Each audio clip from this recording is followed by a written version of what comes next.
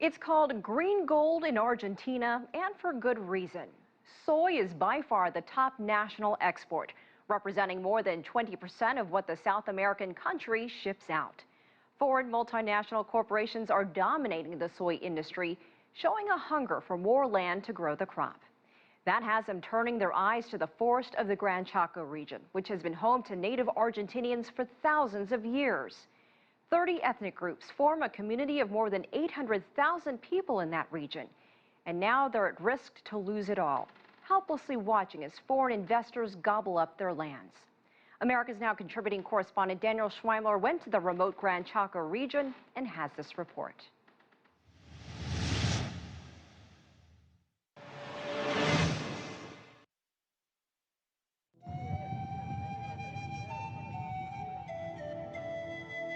This is Riacho de Oro, a Quom community, an indigenous village in the remote northern Argentine province of Formosa. Marginalised, forgotten, out of sight. It has no running water, and Emma Mancilla and her neighbours are forced to find it where they can. When we haven't got water, we go to the water hole or get it from the tank or the lake. We get water to cook, to wash, for everything. The Quom, or Toba, like most of what remains of Argentina's indigenous peoples, have been pushed onto scraps of land which no one else wanted.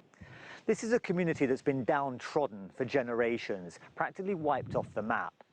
They're now raising their voices to demand a few basic necessities that most of us simply take for granted. Valentin Suarez is a bilingual teacher at the school and a local leader in the growing campaign for the voice of the Quom to be heard at the provincial and national levels. The water supplies are getting scarcer. All around you see are old wells from periods of drought, when we took our shovels and dug until we found water. When the rain came, these holes were flooded. It's a homemade job because we don't have the money to buy bricks to make it permanent. Another problem is land. Since many indigenous people don't have documents to prove their ownership, big agricultural corporations have been able to win legal battles to get their hands on the deeds. When I was little here, everything was covered in forest, and now they've destroyed it all to grow genetically modified soy. Before, this whole territory belonged to the indigenous community, but they have taken it over, bit by bit. Desperate and frustrated, the Quom have resorted to blocking highways to call attention to their plight and save their land. But these confrontations can turn violent. Our land was taken away by local and national police forces with the backing of the government. They brutally evicted our elders. It was a big operation in which nobody could defend themselves. We lived as nomads. At the time, no one could read or write, so they abused us with the backing of the police force. During an eviction in La Primavera in the north of Formosa province, 2 protesters were killed and some police were injured. Some indigenous people were taken to a local hospital. Once the land is lost, there's nowhere for them to go.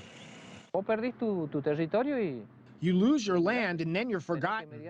You will have to move to the slum or I don't know where. Well, definitely the slum, because to buy something in town, for us, that's impossible. Their problems are well documented in efforts to get the authorities to listen. Community elder Cirilo Gomez reads in Quom, while local campaigner Alden Charoles translates into Spanish.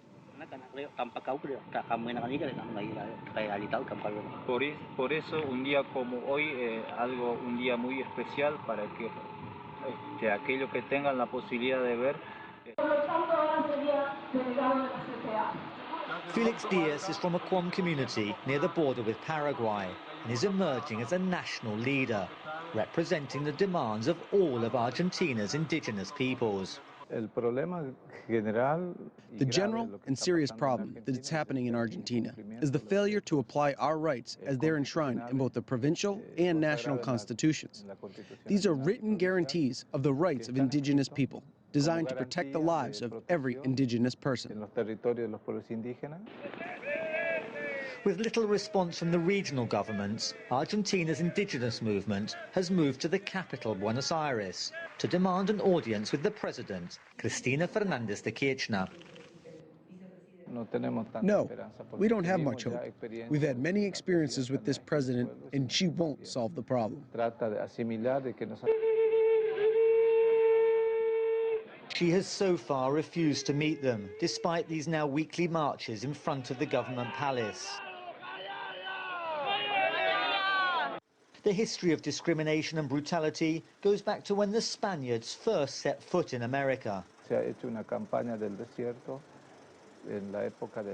During the 19th century, Desert Campaign of General Roca, they sent the army to exterminate the indigenous people in an armed assault. The desecration was so great that many, especially those in the cities, believed that Argentina no longer had an indigenous population. That perception is slowly changing. Indigenous campaigners establish links with those in organizations in the wider society, such as Aldo Echegoyen from the Buenos Aires-based NGO, the Popular Assembly for Human Rights. This attitude of non-recognition is an attitude of discrimination. It's criminal and shows complete ignorance, absolute ignorance. There are still many battles to be fought at both the local and the national levels. They say their relationship with the land is vital to their spiritual well-being. Meanwhile, most of Argentina's indigenous people must eke out a living the best way they can. A daily grind to find the basic necessities. Argentina does have an indigenous community, increasingly united and vocal, in touch with its heritage and fighting to be heard, fighting to find its place in a fast-moving, rapacious modern society.